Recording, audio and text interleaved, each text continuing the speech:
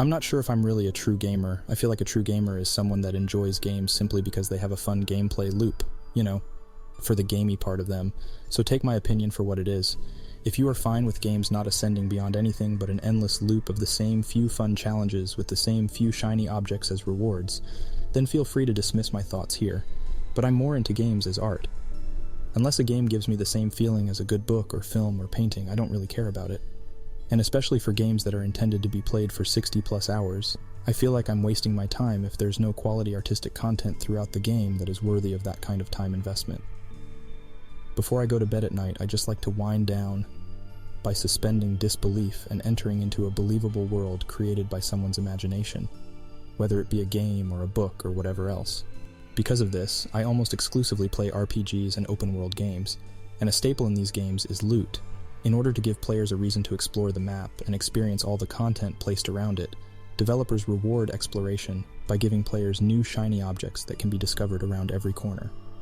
These objects are usually either collectibles, the collection of which is something of a mini-game in itself, or functional items like new weapons, consumables, or clothing.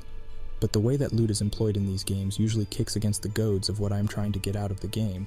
It, as the youngins say, breaks my immersion.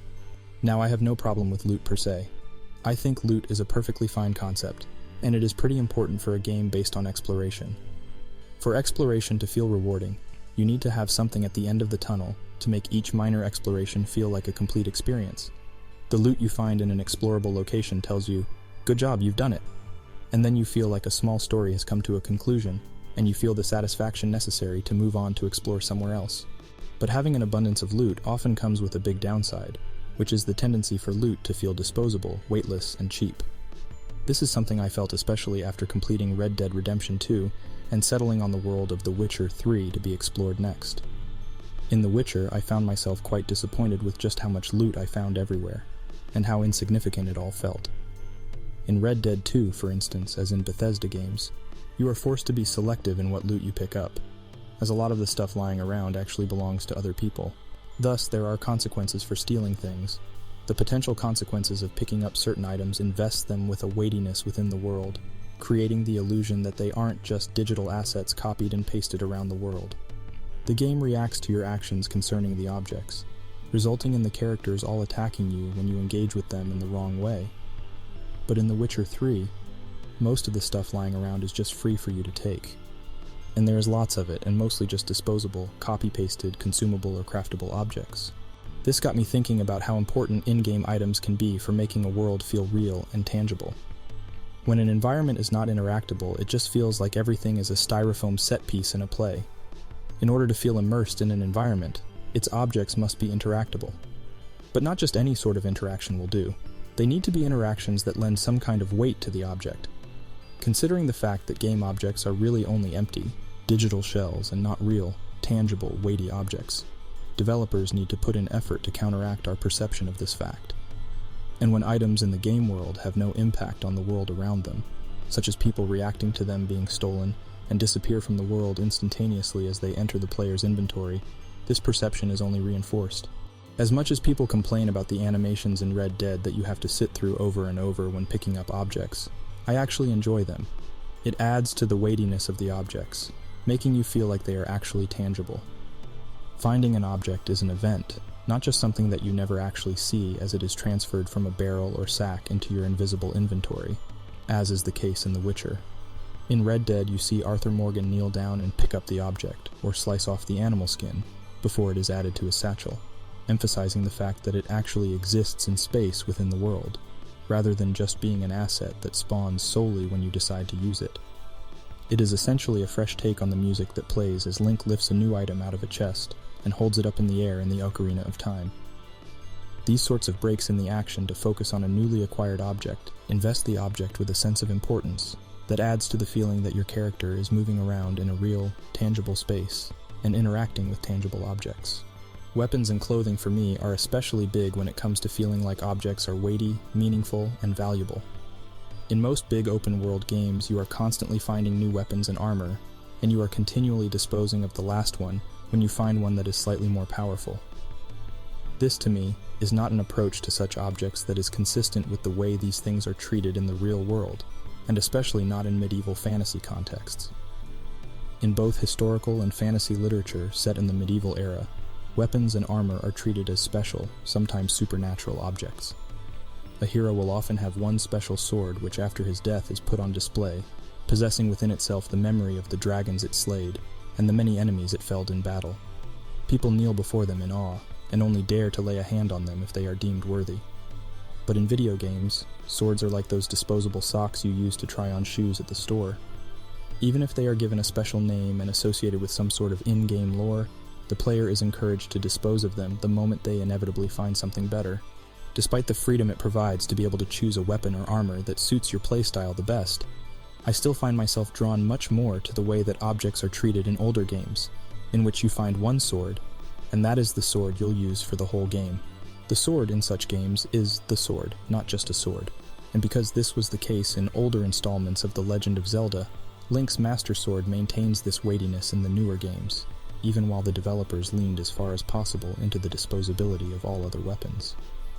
It possesses that classic fantasy heaviness that fills the air around great or magical objects. Maybe this is done in some game I haven't played, but I think one solution to this could be finding some mechanic that simulates the attachment we form in the real world to objects we use regularly. For instance, maybe something similar to the gradual bond you form with your horse in Red Dead Redemption could be applied to a weapon, so that the effectiveness of that weapon increases the longer you use it. And for certain clothing or armor, maybe your character's appearance could be worked into a reputation system, so that after wearing a black cloak, for example, you come to be known by people as the man in the black cloak. In Ghost of Tsushima, you have an armor set that corresponds to the character's reputation as the mysterious ghost figure. Imagine if instead of having an armor set that developed around the story instead reacted to a certain armor set by creating that sort of reputation for your character around it. Something that comes close to this is the Silver Shroud costume in Fallout 4, which enables you to become an in-universe fictional detective while you wear it, and NPCs react to you as if you are the character. I'd like more things like that, where objects relate to the character, the story, and the world, in a special way that makes you feel like they are not so disposable. Something that I also think a lot of developers need to realize about rewarding exploration is that rewards do not always need to be functional. They don't need to always serve a utilitarian purpose like giving your character more health or power or in-game currency or whatever. In fact, the most satisfying rewards often have no in-game purpose, or aren't even objects at all, but instead simply new experiences or small stories. An example of one of the more satisfying rewards a game has given me for exploration is when, in Red Dead 2, I stumbled across a naked man running around howling like a wolf. I then killed him, as one does when encountering other people in a video game, and then found the cave nearby where he lived, and discovered there his diary, which explained how he had developed from a young civilized boy into a wild wolfman. This reward for exploration served no direct purpose in terms of gameplay, nor did it give me a new shiny item to sit in my inventory. Yet it felt far more rewarding than if I had simply found a new hat to wear that gave me extra dead eye or something. What this reward provided was extra content to enjoy, not just one more consumable object to hoard in my inventory. The reward was not in-game, but rather in me. It was simply an enjoyable experience, relating to the game only in the sense that I perceived the game differently, feeling that the world was just a bit more alive. When you vary rewards like this, emphasizing new experiences as rewards rather than new items, you don't have to flood the in-game economy with so many of each object that they lose all sense of value. Putting stories, whether through interactions with an NPC or through environmental storytelling, at the end of an explorable area rather than simply relying on loot, has the advantage of making the game world feel more alive, making particular instances of exploration far more memorable, and taking some weight off of the shoulders of loot, so that the developers don't have to copy and paste the same damn items so many times across the map. But of course, this actually takes effort, and is a less efficient way to make a game, which is something that the modern Ubisoft mindset is absolutely opposed to. Why put all that effort into writing new stories, and making new characters to discover in every explorable location, when you can just copy-paste another weapon there? Well, the reason you'd want to choose this higher effort option is simply because, hopefully, the developer wants to make the best game possible. If the developers care about their players actually having a quality experience, they should put in the effort to do this. And if they don't have the time or money to make that many unique experiences, then neither do they have the time or money to make the map so damn big. If you can't fill the whole thing with quality, then they need to cut a lot of the quantity. Obviously, this has been said a lot about modern games, but it's worth repeating until developers finally listen. Bigger does not mean better. You should never make a game world so big that you can't put quality experiences in every part of it. Otherwise, the game doesn't actually have a huge world to explore.